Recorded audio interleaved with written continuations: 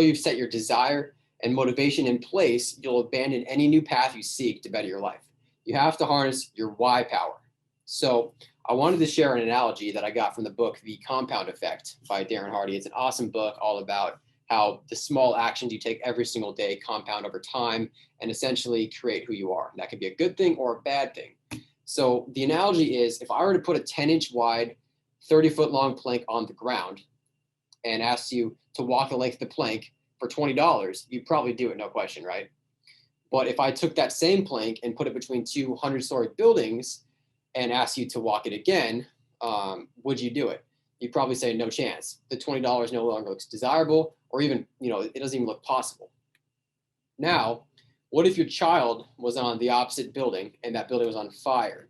Would you then walk the length of the plank? I think anybody would do it, no question, with or without the $20. So what changed between these examples? Why is it that you were asked to cross the sky-high plank, you said no way, but the second time you wouldn't hesitate? The only thing that changed was your why. The risks and the dangers are still the same. So your reason for wanting to do it changed, and that made it possible to do it.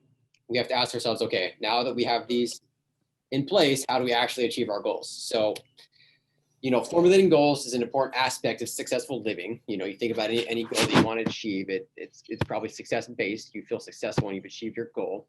But really what we need are the effective systems that are going to produce the achievements. So I've got two ways here that we can kind of do that. They're quantification and ritualizing, and they're very basic concepts, but I'll go into both.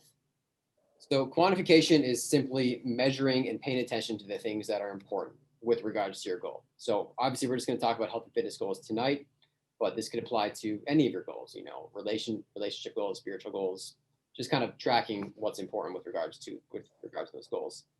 So the theory is here that by tracking your workouts and your food intake, you can assess the changes that are occurring in your body and know whether your system needs upgrading, whether you need to make some changes to make everything more optimal. So just a few examples here with regards to health and fitness.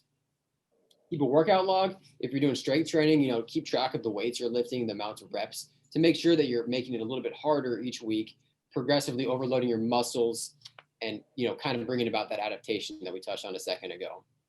With a food log, I'm not asking you to track every single piece of food that you put in your mouth, but it would help to kind of have an idea of how much you're eating on a day-to-day basis. If you're being consistent, are you eating more on the weekends? Are you eating more at night? To have a better idea of where your food is coming in throughout the day, and then trying to figure out where you can make some improvements.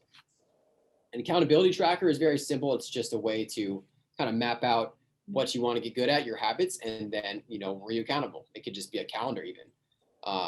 And you just kind of being like, okay, I want to make sure I eat 2 vegetables today. Did I do it? Cross it off, yes. Don't cross it off if no. Something simple like that. But really, keeping note of these things and writing them down is going to be so beneficial. Just having something on your wall to kind of pay attention to be like, that's my goal. Was I accountable? Yes, no. How can I improve? And with ritualization, this is just developing and maintaining the right habits. So, habits are really cool. They dictate as much as 40% of our daily actions. So almost half of our actions in a day are pretty much on autopilot. Think about when you're driving in your car. Most of it's probably on autopilot, which is kind of scary, but also kind of cool. Your brain has gotten used to the roads and what to do when you're driving. It's just, you're on autopilot now. So what we find is that by habitualizing our activities, our brains can conserve energy and perform common tasks more efficiently.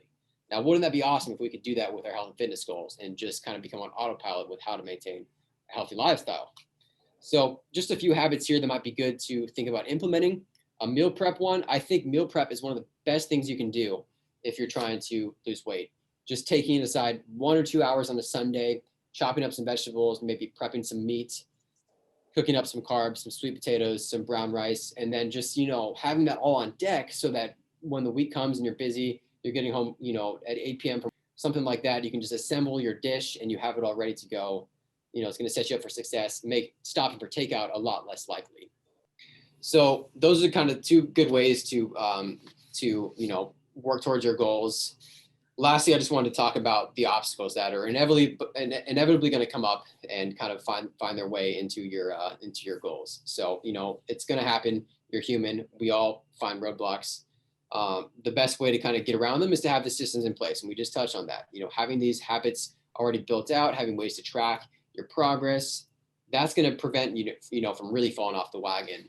But, an important thing here is to not fall in love with the goal, fall in love with the process. And this kind of touches on what I touched on in a previous video about behavior goals versus outcome goals. But, the outcome goal is awesome. That's what you really want to achieve. That's the 20 pounds, that's the weight loss, whatever it might be. But you have to fall in love with the process. You have to fall in love with how it feels to work out, how it feels to take care of your body, how it feels to have mental and physical energy, all that good stuff. And that's going to make it a whole lot easier to get back on track when something pops up, when you miss a workout, when you have to work late, when you ate a little too much on a weekend, something like that.